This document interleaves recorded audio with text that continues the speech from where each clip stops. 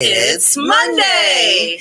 Do you need some Monday motivation? The Shop Local for Good News team is here. I'm Karena Morrison, and we're bringing you the good news stories of our neighbors doing good in our neighborhoods. You can find us on Facebook Live on the Shop Local for Good page, and we're looking forward to your calls. Let's get this Shop Local for Good News conversation started, shall we? Happy Monday, Tampa Bay. This is Karena Morrison, and you are listening to Shop Local for Good News, Monday Motivation. We have a very special guest, but I'm going to make a few announcements before we get him involved in the show. It's going to be a packed show, so if you're on Facebook right now and you're still in your pajamas and you don't have to leave for work for an hour, jump on Shop Local for Good's Facebook page because we are live, and drop us a comment if you know of a small business in our area that's doing good in their neighborhood or of a worthy local nonprofit. Please tag them in your comment too. Now we have some exciting events coming up. February 15th is Downtown Clearwater's Fine Art Walk. It's running from the 600 block all the way down to the 300 block. Now, we are located on the 600 block. The MarketSpace For Good is at 628 Cleveland Street. And we're going to host 600 Block Rocks, Works and Words of Art. It's going to be a fundraiser for the Benevolution Foundation. We have an all-call out for artists that would like to be involved in a feel-good way to showcase your art and potentially sell some.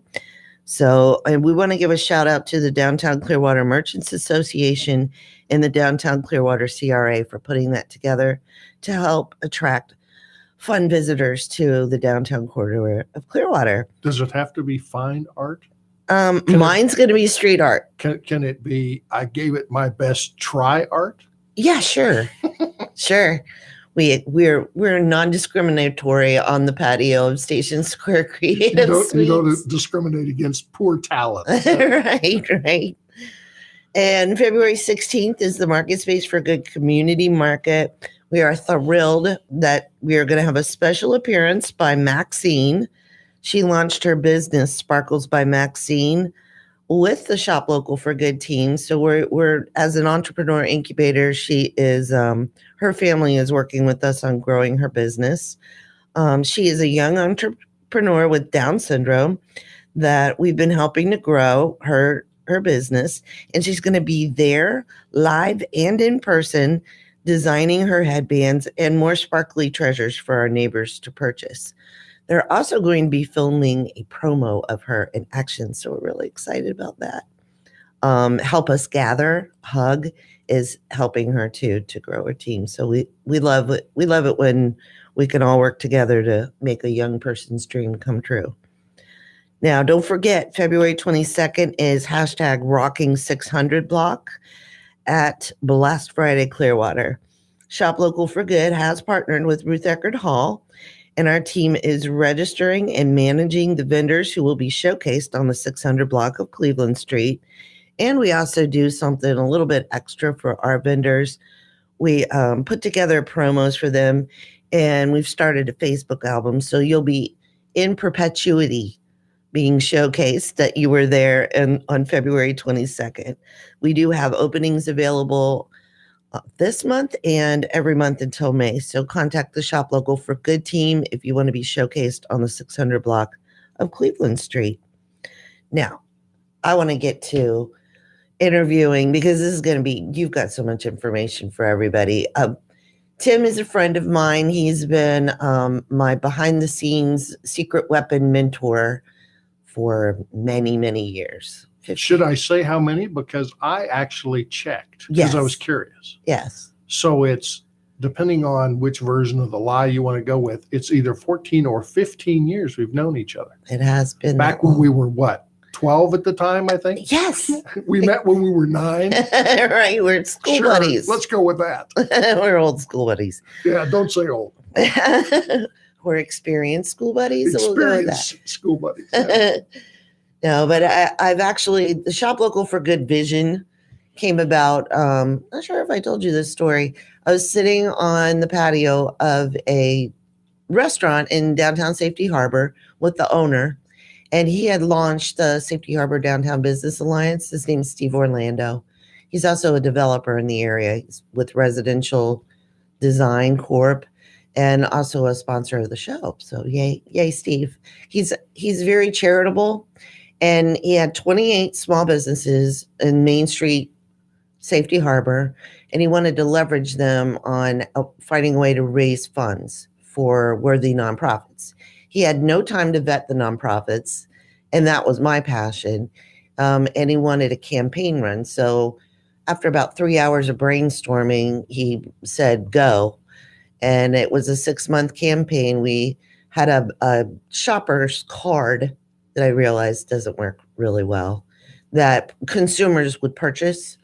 And then we were gathering funds for 15 nonprofits from national all the way to local. And the campaign taught me a lot of lessons, but that was like the baby version of Shop Local for Good. Well, that's one of the things I tell folks all the time is a lot of this entrepreneurial startup a business stuff we're going to talk about today comes from a global universe of your experiences or your mentor's knowledge. Right. You know, you're not going to sell community cards ever again. If anybody ever asks you, hey, I got this idea, I'm going to sell community cards, you're going to say, no. Don't. Right. But before you did it, you didn't know. Right.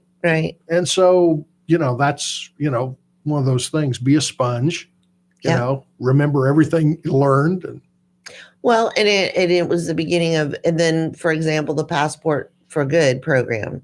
It's the personal organizer with the business card inserts that, we got businesses to invest in, and then we're accepting donations for them. It may be tweaked too. I'm getting really good at pivoting without falling. And I think that's a huge part of being an entrepreneur too. And that is too. Yeah. But we've got really good feedback on the Passport for Good. And that originally was going to be a mobile app till I figured out how many people are like, I don't want to put another app on my phone. Well, that's, I do, for people who don't know me, I'm Tim Horton. I do Vector VC.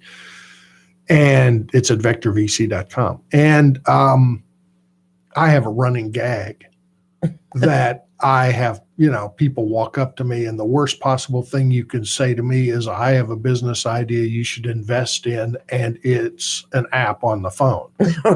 Nobody Thanks. Good night, everybody. We're done. Right. Yeah. They cost a fortune too. Well, yeah, but they're ineffective for the reason you just mentioned. Right. Nobody wants another stupid app on their phone. When apps were new, I was like, oh, there's this cool thing. It's an app on my phone. Yeah, I want one of those. Right. But now, another app on the phone, is annoying if people have room on their phone. And the business model for an app on the phone fails, not because the app's not cool.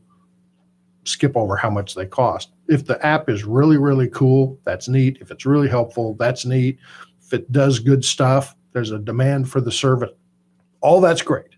But you're buried. But the problem is people download it, they use the app 2, 3, 6 times, and then they move on to the next one, or they forget about it, or they don't use it, and it just fails. And that's got nothing to do with the quality of, in quotes, your app. It's every app has that problem. Okay. Plus, there's just thousands and thousands and thousands of them. Right. I mean, it's insane. So, and I like tangible things. Plus, you have to know your demographics. In Pinellas County, the demographics is more seasoned in life. They don't like mobile apps. They like leather personal organizers that they can hold on to. So we're trying that out for a year. See how it goes. Maybe learn another lesson. Right. I might be selling some blank personal organizers real cheap real soon. But we do appreciate all the businesses that trusted me, and they got a lot of promotion online for being a sponsor too. So, well, and that is one of the things that that you've consistently always done. The political stuff, the campaign stuff, the charity stuff, and Shop Local for Good is that you're always out there. That's the thing now, is that there's so much. I have all these rants. I get asked to speak on all these diverse topics. And the short version of one that applies here is that anybody under the age of about 35 is what I call immune to advertising. Right. If you're under 35, you grew up with the internet, with some version of a phone, and you don't see advertising. Right. You just don't see advertising. Back in the bad old days with AOL, with the banners across the top and the ads down the right-hand column, Right. those of us who are dinosaurs are laughing because we remember what that looked like. Folks under 35 have no clue what I'm even talking about. Right. But you just don't see ads. Even in Google, people know the first three at the top are paid for ads, and they just don't see them. Billboards, radio commercials. Unfortunately, I'm an old radio guy, love radio, TV commercials, all the electronic media. Folks of that age demographic look past all the obvious advertising choices, which is why this blogging YouTube channel stuff now is both interesting and controversial, because they don't disclose the endorsements. Uh-huh. They're supposed to, but they don't always disclose the endorsements. So Right. if you and I sit here and talk about, hey, you should go down to XYZ Street and buy, the greatest, cheeseburger or whatever, people don't know whether we really like the cheeseburger or if the guy's paying us for a commercial. It doesn't really matter a lot. Legally it does.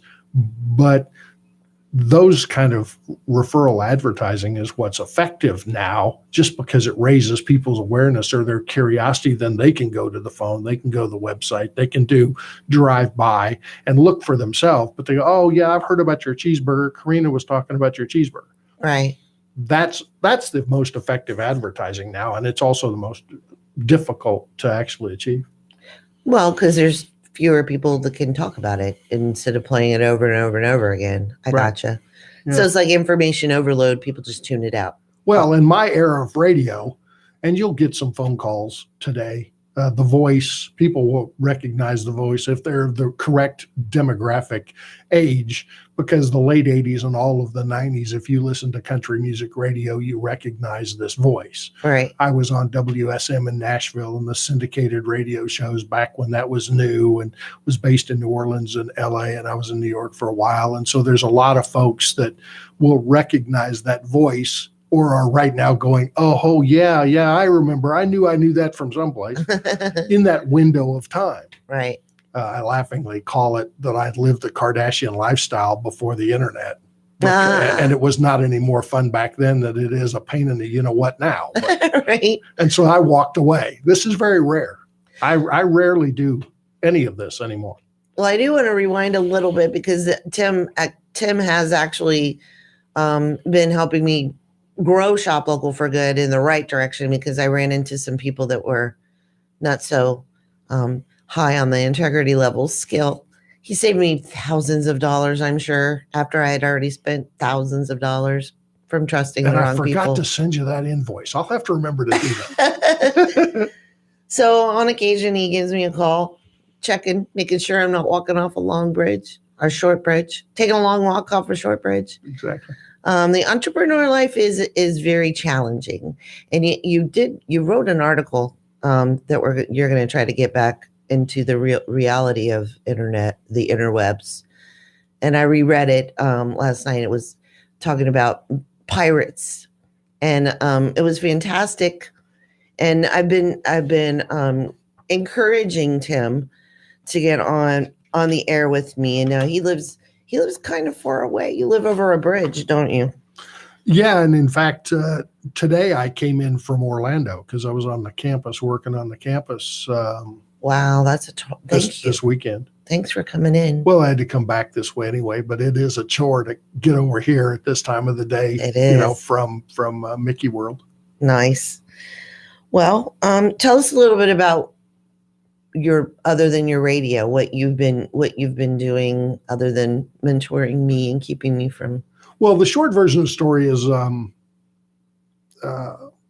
I went to college early. There's a long story there we're going to skip. But I went to college early. And so by the time I was traditional 18, 19 years old, I was, on my second college and my second degree. And it was broadcast journalism, which is, for those of you who are young thinking about a career, a stupid degree. No. Don't go do that, especially in this day and time. But anyway, so I was, for a variety of reasons, I was the hot rod guy in college radio. And the industry trade magazines wrote articles about, keep an eye on this guy. And I was lucky that I had a buddy at the college campus from Chicago, and he had one of those great traditional, Casey Kasem, Big Boss, DJ voices.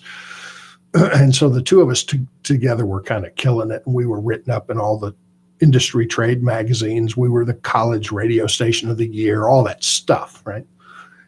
And so when I came out of college, I got recruited out, and there was a group radio station owner who took a shot. I was very lucky, talking about mentors, which is why I do this a lot.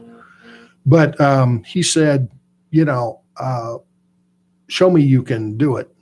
Intern here, intern there, be a sponge, learn what you need to know about real big time commercial radio, and I'll give you a station to run. And he did, and it was successful. And, I built a career into that. But I quickly arrived at the realization that as much money as he was paying me, and in the day, it was a lot of money because the stations were all successful, really insanely successful. I was making money for somebody else, not me. Right. You always at some point come to the realization that you're working for the man. You're working for the man. Even if he's a really nice guy, he's still the man. He isn't yourself. Yeah. And so, I was tired of radio for a variety of reasons. I make the joke about the Kardashian lifestyle, but it really is a pain in the patootie. And so I bailed, took my toys and my check and left and went and did what I was very lucky at, but I did the go-go 90s IPO stock arbitrage. And everybody remembers the go-go 90s of the stock with pets.com and all that insanity. And I was either lucky or really smart, depending on who I'm trying to impress with the story. Was more lucky than good, but we'll take good if that's the version of the story we're going to go with. And that was nice. That got me into some other career jobs, got back to working for the big man. I was part of the team that invented Pizza Hut delivery. And I was on the board of Wendy's and some of this stuff. And although that's great and interesting, being on the board of a company that size, you have very little impact. And it's like, okay, I'm done with this. Right. And I upped and bailed and went to Atlanta and did a couple startups there, merged some companies. One of them still exists. There's a telecom company that runs the national phone telecommunications cell phone network. Wow. In one of the West African countries. I mean, just odd, weird stuff you stumble into. And then came to Tampa and was looking for companies to start up. And what I discovered in my personal discovery, but what I discovered is the smaller they were, the earlier I could catch them. Right. The more impact I could have on hockey stick for the company's growth. And if your listeners aren't familiar with that term, you think about, Stamco's hockey stick laying on the table. It goes across straight, and then at the end, it loops up. Well, that's what you want a business to do. Make a path straight across, getting organized, and then be successful at hockey sticks up. And so if you catch them early. And so that's what for the last, 12, 15 years I've focused on.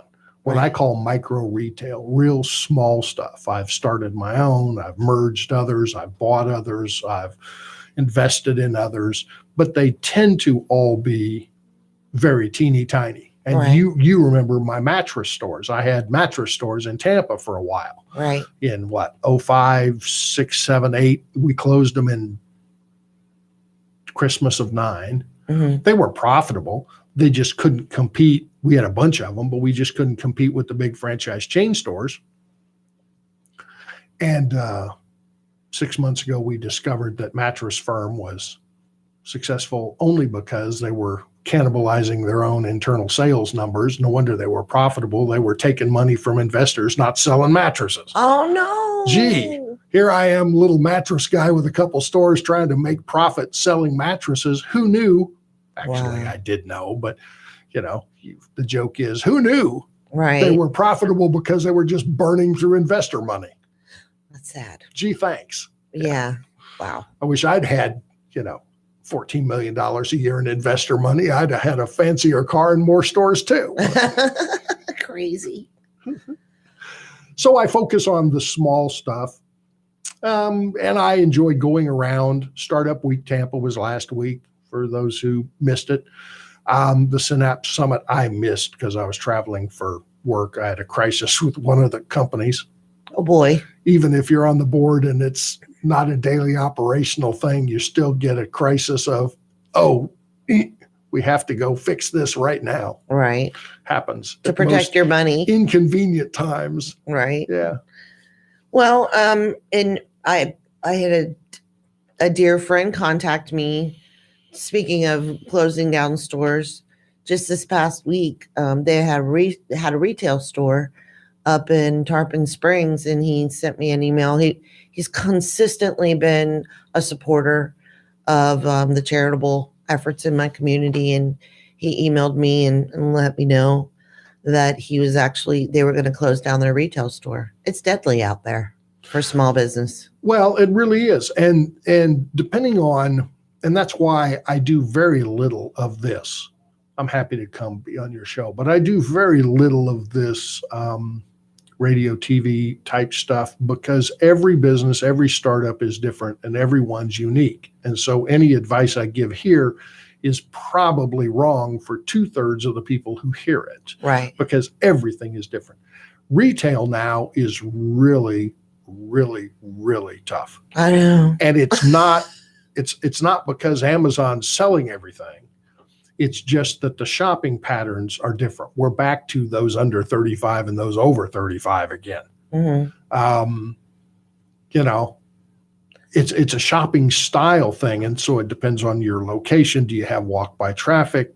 Do you have a differentiated product that people will come by? Right. Back to the cheeseburger.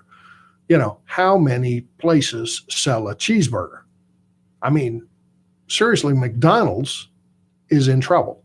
Now, if you look at their 10K and their 13Q filings and their stock reports and stuff, sales are growing and that's fine. But McDonald's is affected by Five Guys and by Checkers and by Burger One and all these people that come to Tampa Bay to open these beta test, restaurants. Right. Burger Monger, all these people, right? Every burger that Checkers sells is one burger that 25 or 30 years ago, McDonald's would have sold. Gotcha. Right? Yeah. And so they have to pivot. And this week, I think they're doing the thing about free bacon on the Big Mac or something in their commercial. Oh, I didn't hear that. I don't listen to the commercial. Oh, yeah. So if you go to McDonald's now, they put bacon on your Big Mac. Interesting. Yeah. So, but that's indicative of the challenge of retail. You've got to evolve. You've got to differentiate your product in some fashion or form because everybody's selling a cheeseburger. Why should I come buy yours? Right. And it's bigger, it's smaller, it's cheesier, it's burger-y or more, it's cheaper, it's better, whatever it is. You've got to communicate that message. Because if McDonald's is in trouble and fighting to remain relevant and compete, some poor guy with a retail store and a shopping center in down the street here in Clearwater is really got a challenge. Right. Well, and what I like about what we do at the MarketSpace For Good is we kind of have a brain trust because each shelf is hashtag more than a shelf. There's a family behind it.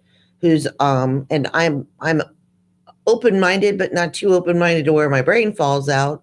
But I am also very aware that I can't know everything at all the time. my skill set lies in grassroots organizing, and then I'm getting feedback from my members because they pay a membership fee to be there. It's not a consignment.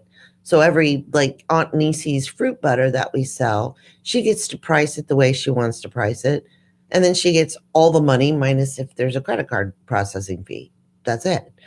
And, taking out her membership fee, which is next to nothing, is what I'm charging now for members. Well, and that's back to what I was talking about, awareness. Yeah. You collectively get together. Yeah. And somebody comes in looking for Nisi's product and they see, oh, what's this over here? Yeah. Hey, salsa too. Hey. Yay. There's DJ's homemade salsa. Exactly. And so that's the thing. Yeah. Is if you can build that, because a lot of those type small businesses, I call them micro retail. I use that term. I don't think I invented it. I must have stolen it from someplace, but I don't hear anybody else using it, so I'll claim I'm a genius. But micro retail businesses, all they need is awareness. Right. Because if the product is interesting or good or priced right or cool or trendy or whatever the is, people will buy your stuff. Right. But if they don't know it exists, that's the problem. And that's why the internet has changed stuff. Yeah. It's both easier and harder to get awareness, because of the internet.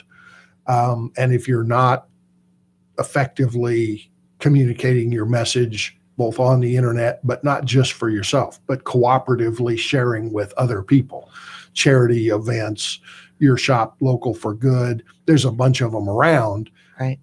Even stuff like BNIs, those morning breakfast club collective groups where you have one insurance agent and one, carpet cleaner and one plumber, or whatever it is, right? All that just raises awareness and helps you cycle around to the joke that people say about me all the time, which is, hey, I know a guy. Right. If somebody needs something, I know a guy. Let's call Tim. Tim knows a guy. Who knows, do you know that Tim does knows lots of guys. Carpet cleaning or, whatever. Yeah, and exactly. gals. And gals. Yeah.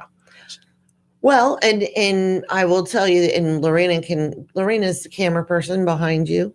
And should we explain why your back is to the cameras?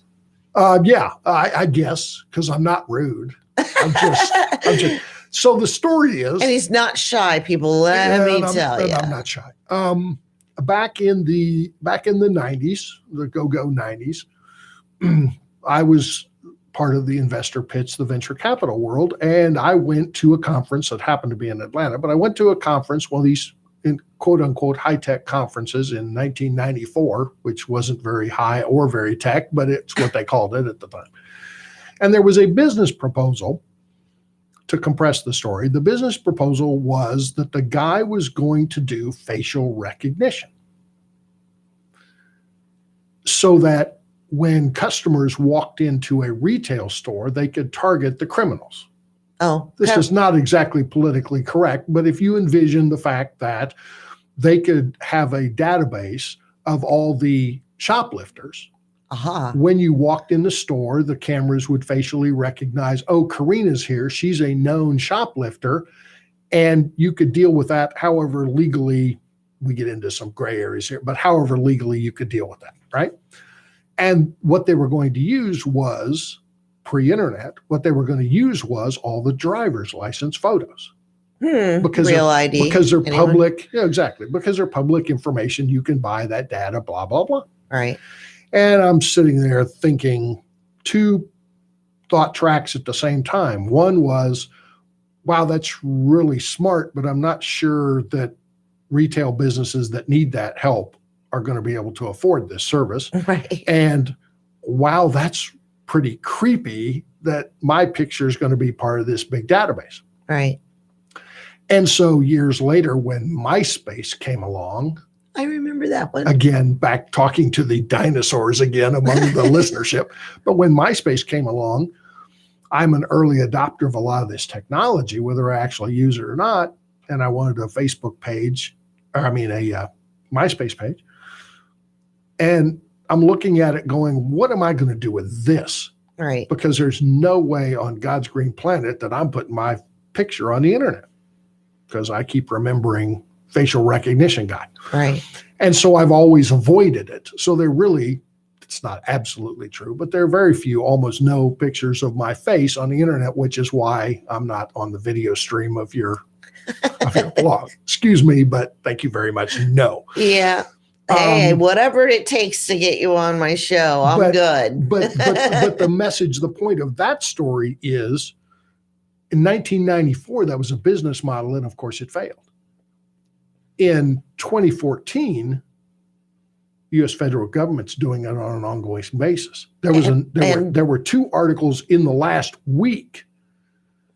They caught a woman in DC or Baltimore, Philly, someplace up in the Northeast, arriving in the country with a U.S. passport that wasn't her passport. Wow. It was a female with brown hair that kind of looked like her, but it wasn't her passport. Mm-hmm. And one down in the border wall area. Build that wall. No. There goes half my listeners. I know. Making a joke. But down in the border wall, Texas area, they caught a significantly well-known terrorist, South American terrorist, trying to cross the border, entering the country with the crowd of just regular folks coming, and he had a bogus ID too, but the facial recognition caught him. Right. So it'd be like, Pablo Escobar or Manuel Noriega wandering across the border at San Diego. Oh, don't mind me, nothing to see here. And they found the guy. So, in 1994, I didn't invest because that business was going to fail. And today, somebody's making money. Not those guys, but somebody else is making money with that very same business idea. Right. Wow. Well, and Tom Cruise made a movie about it.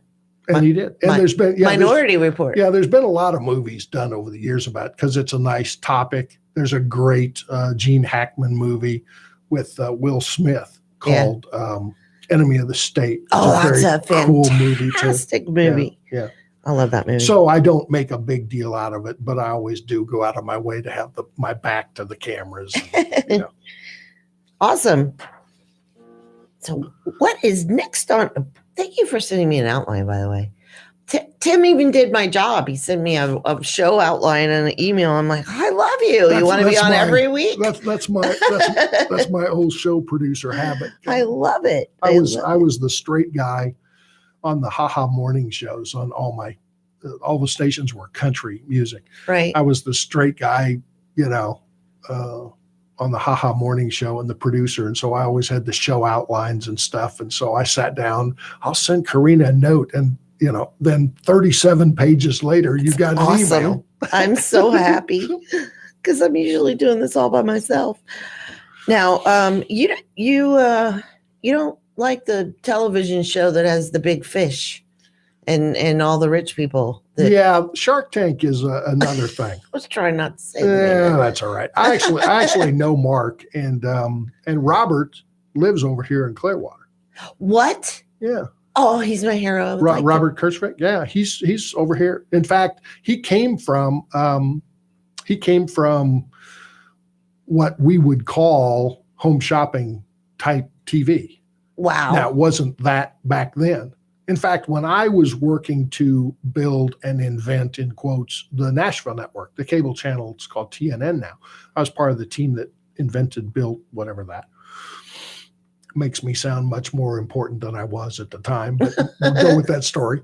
But we didn't have enough content. That was back in the day when there were 100 channels of cable and only 37 things to be on the cable. Wow. If you wanted a cable channel, they would give you one if you could do something with it. Please do something. Right? So the Nashville network in the early days was on from 6 a.m. to 6 p.m. And from 6 p.m. to 6 a.m. the next morning, they would fill the time with that home shop, the early, bad, ugly, really terrible TV version of Home Shopping Network. Okay. Not nearly as slick and cool as Home Shopping in Tampa, St. Petersburg does it now. Right.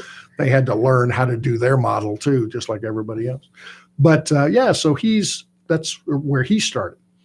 Now he has a pretty intense security technology. Right. Is his company here too? No, his company's Darn. here too. Yeah. Can you imagine the economic impact on that? But they have created a drama TV show. Yeah. That's suspenseful and it works for TV, but it's really, really, really ineffective. If you're an entrepreneur or you think you want to be, you've got a business idea, Shark Tank is the stupidest thing for you to watch on TV because it misrepresents the process. What you don't, I'll compress this down. I have a whole seminar I do for an hour on Shark Tank, but I'll compress this down. What you don't see is that for every, let's call it 3 or 4 companies you see in an hour TV show, they have between 2,500 and 3,000 applicants. I've seen the lines yeah. Right. And they screen those down to about 25. And of those 25, they vet them. Right. And so they have to have real products. They have to have real revenue. They're not a guy with an idea. And by the way, they're not a guy with an app. Very rarely. There has been one, but they always have, consumer products because that's who the people are. When Ashton Kutcher was on for a short window of time, when Charles Barkley was on for a short period of time as one of the quote unquote sharks, they changed the mix of the pitch folks to match the style of the people that are sharks. But what you don't see is all the vetting that's done up front.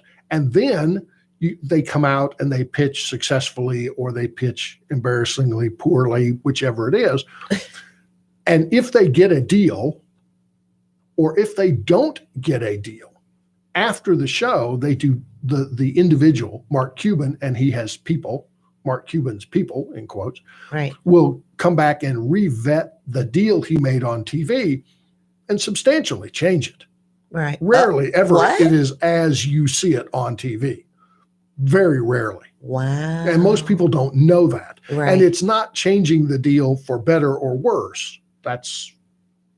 They just add like writers and things to it. Well, yeah, it depends on the biggest problem they have is that the businesses are too complicated to succeed. This is where the advice I do on radio shows gets to be trouble and problematic because depending on who's listening, it may or may not apply. But if you have, as most startups do, a lot of investors that have given you money. Oh, yeah. A little bit here, a little bit there, whatever that means to you. And you sold 3% of the business to that guy and 2% to your mommy and 10% to your cousin who was in college with you and he's rich and can afford it, whatever the amounts are. Cleaning that up, either at the point of Shark Tank or at the point that I invest or at the point that you do a real serious A round with real legitimate investor money, let's call it that. Even here in Tampa, there are several, is problematic. Right. And so one of the points I touch on, we'll get back to, but one of the points I touch on is, be careful who you have as investors because you're essentially getting married to them. Right. And what's worse than getting married is that you can't get divorced. Right. Whether you want to or not, you can't get divorced. The only reason that you can get divorced is to buy them out and make them go away. And you can't force somebody. If you and I are married, I can demand that we get divorced whether you like it or not. If we're in business together and I invested in your business, you can't divorce me whether I like it or not. You can buy me out. Right. For an insane amount of money that I will insist that you give me and make me go away. Right. Otherwise, you don't have. Or you're stuck. Sort of. You don't have any recourse. Just maybe a little bit of pushback because I'm an observer of humanity. So when I watch Shark Tank, what I'm watching is how the person presents. I'm listening to the questions that the shark is asking them. And I thought that I was learning, just maybe a few tidbits about how to present yourself, what really is a bad presentation, and what might be a more successful presentation? Do you think that's valuable? And there is some component of that. Again, being an entrepreneur is like being a sponge. You want to suck up knowledge from every place you can touch it, right? Right. And so I'll talk about that. Just if you've got folks listening and they want to watch a TV show, there is a TV show that's on CNBC called The Prophet with Marcus Lemonis. It's a fantastic show. And that's the show you want to watch, not because Marcus is smarter than Mark Cuban or Mr. Wonderful, who is really not as wonderful as they make the joke about him not being wonderful. He really is not wonderful. He's a case. Yeah. If you get to work with him, he's really challenging. But what's nice about the Prophet is that the structure, the way the show works, is they follow him around with a camera. It's all edited for TV and drama. It's just as Kardashian as the Shark Tank show. But you see the thought process. He goes to a retail store that's selling clothing, and he looks at the way the merchandise is laid out on the shelf and goes, this is dumb. Nobody can find a pair of jeans or the profitable pair of socks or the hat or the whatever they're selling, right? The cupcakes and the business. He cleans the process up and streamlines it. And let's sell the profitable stuff, not the popular stuff. And if you watch a lot of those episodes, one right after another, you'll start to see a consistent theme that's what he does. He goes in, he identifies what's ineffective. Right. And cleans that process up. There's an example of that I did personally right here in Tampa. There's a company that I'm an investor in, I'm on the board, that I can't talk about specifically because they sell a product to the guys at MacDill Air Force Base. Oh, wow. Okay. And we all know, because we live in Tampa Bay, we all know who lives and works at MacDill Air Force Base, the secret squirrels, as I call them. Yeah. And so this company makes a product that the secret squirrels need and use and love. So we can't talk about the product. But because it's DOD, it has to be made in the USA. Nice. The cost of the product would be 20% of what it has to sell for. If it was made and imported from China, we could do that without a problem. But we can't because it's DOD. It has to be made in America. When I came on board, it was being assembled in component pieces in Tennessee. We packed that up, found a contractor, rented some space, built the manufacturing process in St. Pete down here, Largo. And cleaned up the sales process, cleaned up the website, cleaned up the marketing. All the stuff he was doing was correct. There wasn't anything wrong with what the president, owner, founder of the company was doing, but it was just inefficient and it wasn't very effective. Right. And so you clean all those pieces up and, sales are going to be 3x in 18 what they were in 17. And in 19, they could be 2x again. I'll be happy if they're 2x again. So that's the thing about Shark Tank, is that if you know what you're watching, like I watch it very rarely because it annoys me. And I don't mean that the way that sounds, but it's like I sit and laugh. It's like, I can't believe the guy said that. But if you watch it consistently and you know how the game is played and you know a little bit about how startups work, you recognize the mistakes. You're watching somebody else do it. But if you don't know, you look at it and you go, oh, that's how I want to do it. Oh, I get you. See? So it's a knowledge. We're back to why I do very little pop media like this. It depends on where you start on the knowledge line. Of whether you're impressed with Shark Tank or not. And so there is a lot of stuff you can learn there, but depending on how knowledgeable you are, what you learn from the show. It's like the Wall Street Journal. I tell people all the time, I've read the Wall Street Journal since I was 15 years old. It's the funniest newspaper there is. I read the Wall Street every day, and I literally laugh outside. I laugh out loud. It's funny as hell. Okay. Because if you're in the club, you get the joke. All the stupid stuff that businesses do is written about in the Wall Street Journal. Okay. Right? But if you don't get the joke, it's not that I'm that smart, but if you don't understand what they're saying in the article, you read the article and you go, oh, okay. The current one that's a bunch of drama that I think is silly is Sears Kmart. Oh. Sears Kmart's going bankrupt because Eddie Lampert is blaming it on Amazon. Right. Sears Kmart's not going out of business. No, they just got $11 billion investor or something. Yeah, they got rescued. But Sears in general, Kmart specifically, is not failing because Amazon. Right. No. They're failing because Eddie Lampert was dumb and didn't run Sears like Sears and find unique products. And because they were big capital investors, I'm going to throw rocks at my own business here, but because they were big capital investors, they were sucking money out of the business. Oh. Sears, again, if you're over 35, Sears is Kmart.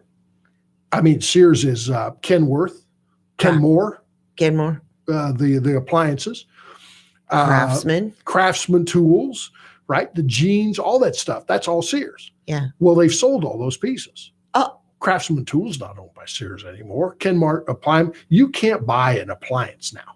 You want to go buy a refrigerator or a stove. You need a new stove in your home. It's a pain in the to go buy a refrigerator.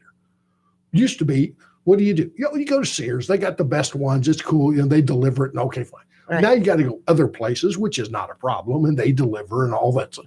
But, everybody and their cousin makes refrigerators now, including Samsung, the people who make your cell phone. That's true. Makes refrigerators. That's true. And, Kenmore isn't Kenmore anymore. No. It's just the brand name.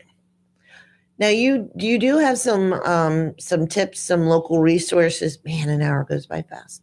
For the entrepreneurs. Oh yeah, well let's do that quick. So if you're first of all, if you want, go to LinkedIn. Definitely. And search for Tim Horton. That's my name, Tim Horton Lion, like in the jungle. Leo the lion, Tim Horton Lion, and you'll see me and you will pop up my pirate pin, which is a lapel pin that Karena can see that you can't see on camera. And once we're connected on LinkedIn, send me a note and I'll be happy to send you all these resources. But there are a ton of things around Tampa Bay specifically that let you learn. We kept talking about learn what you don't know, learn, be a sponge.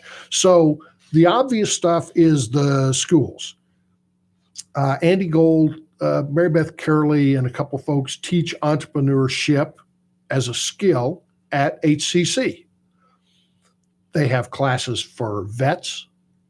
They have classes for young folks. They've got, but you can take a class on how to be an entrepreneur at HCC. St. Pete JC has one. Okay. UT has a whole program that's a bachelor's degree program. USF has one too. The innovation centers at USF. So the university, the educational process that's available in Tampa, you can cherry pick the classes and you can take and get degrees in that sort of stuff too. So that's available. And then there's Million Cups. I love those meetings. At Greenhouse and at the Entrepreneur Center over on Palm Avenue, Ybor City, Tampa. Every Wednesday morning at 9:00 all across the country, not just here, they have those Million Cup meetings. Right. I used to go all the time. I now go once a month to one or the other of them. I just kind of got out of the habit, but that's a great resource. And they also air their meetings online on Facebook Live. And they do. So there's stuff there. And that's, kind of baby Shark Tank. You can learn how to pitch. There's lots of the small business club stuff around. The Shop Local for Good business model thing. In that social environment that you're in, all your folks all learn from each other. Yeah, we're a brain trust. Right. Nobody's going to go buy a community card. Hey, I got a new business. I'm a new product. I'm going to sell it. Hey, Karena, help me sell my community card. No. No. Don't do that. And so there's a lot of that too. And you don't have to have an existing business to join or participate in most of these these circles, if you will. Right. There's Working Women of Tampa Bay. Go on Facebook, Google Working Women of Tampa Bay. That's Jessica Ravelli's thing. On Facebook, search for Masterminds Tampa. John Tavares and Oscar, I'm going to draw a blank. Oscar Garcia run that. Attend the big events. Synapse Startup Week was last week, which does me no good to tell you that today. Right. But Startup Week was last week. TiCon is coming. There's stuff in Orlando. There's stuff in Miami, depending on how far you want to run for this stuff. There's lots of resources around. If you'll send me a note, I'll be happy to share them. Well, what I'll do if anybody that's listening, if you go to the Shop Local for Good page, I'll put your LinkedIn link up there so they can connect with you directly. Because I will tell you, everybody, that Tim's a straight shooter. He will tell you if you're doing something wrong, whether you like it or not. With tea and cupcakes. No. But I really appreciate how much you do give back to the entrepreneur community, because that is vital with all your experience. And you've saved, I'm sure, more than me of going down the wrong path and potentially, losing everything. Well, and I do it because it's worth helping, but also selfishly, I never know where I'm going to find the next, Facebook, the next Amazon, the next unicorn, whatever it's going to be. You never know. So it's always worth being out there, ear to the ground, kind of thing. Sure. Well, we appreciate you coming in. I just want to remind everybody that we've got some events coming up with Shop Local for Good. MarketSpace for Good is 628 Cleveland Street in downtown Clearwater. We'll see you February 15th for the 600 Block Rocks Works and Words of Art fundraiser. We are looking for artists for that. February 16th, we have the community market. We have community markets every Saturday, and we have openings for that. Come out to see Sparkles by Maxine make her sparkle treasures. And don't forget Blast Friday, February 22nd. We're going to be #rocking 600 block at Blast Friday Clearwater. Shop Local for Good is staging the vendors and merchants on the 600 block. So reach out to us at shoplocalforgood.com. That's shoplocalforgood.com, and we'll get you showcased. This is Shop Local for Good News, Monday Motivation. Much thanks to Tim Horton, the Vector VC Pirate. Get connected with him on LinkedIn. Go to the Shop Local for Good Facebook page, and we will get you connected to his Entrepreneur Pirate. Have a great day, and see everyone or hear everyone next Monday. WTAN, Clearwater, FM 106.1, WDCF, Dade City, Tampa Bay, WZHR, Zephyr Hills, FM 104.3. Listen. It's time for the Monday edition of Canada Calling, the news from home for vacationing Canadians. Prior Smith speaking from Toronto. Thanks for joining us. Well, if it's one thing Prime Minister Trudeau didn't need some 8 months before the federal election, is a scandal. But that's exactly what seems to be unfolding in Ottawa. Last week, the Globe and Mail published a bombshell allegation claiming the Prime Minister's office pressured, in some form, former Justice Minister Jody Wilson-Raybould to shelve court proceedings against Quebec-based construction giant SNC-Lavalin in favor of a negotiated settlement of criminal charges to avoid a trial. The company is a well-known and long-time supporter of the federal Liberal Party. It does extensive government business. It also employs thousands of people in Quebec, and a prosecution that might impact the company's future would not be a good thing in an election year. Ms. Wilson-Raybould, who was shuffled out of the Justice portfolio into Veterans Affairs last month, has refused to comment, claiming solicitor-client privilege. But the suggestion is she was demoted when she refused to go along with the PM's request or directive. In a finely tuned statement, the Prime Minister said the allegations are false. He didn't look comfortable saying it. Opposition MPs smell a rat. They're going to try and launch a Justice Committee investigation complete with public hearings. But the likelihood of that happening would appear to be slim and none, given the fact the Liberals dominate the committee. Ms. Wilson-Raybould could clear things up immediately, if she wanted to, and if the Prime Minister were to say to her, go ahead, tell everything you know.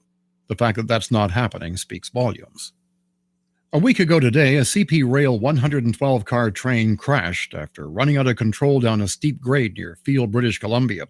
The 3 crew members on board were killed. In the wake of that accident, Transport Canada has ordered new safety measures. From now on, all trains must have handbrakes applied during emergency stops on all grades over 1.8%. The grade in this case was one of the steepest in North America.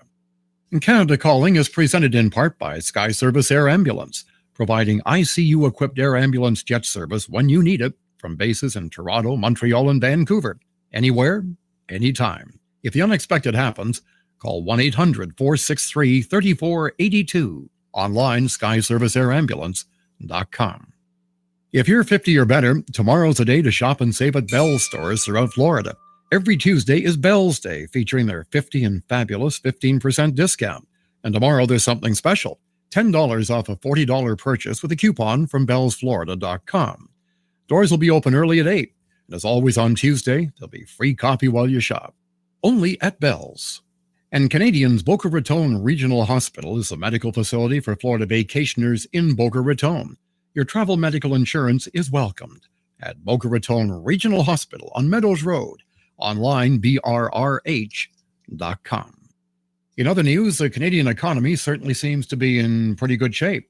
Latest numbers show record-setting hiring in the private sector. Employment last month increased by 66,800, with the gain being almost evenly split between part-time and full-time jobs. Despite the gain last month, the national jobless rate actually went up a fraction to 5.8%, because more people are out there looking for work. Continuing a 65-year broadcast tradition, this is Canada Calling. If you would like to become a wholesale buyer of the premium quality longevity product that you hear about right here on the Tan Talk Radio Network, for personal service, you can pick up the phone right now and call Lola at 727-441-3311. Again, that's Lola at 727-441-3311. Or for even faster service,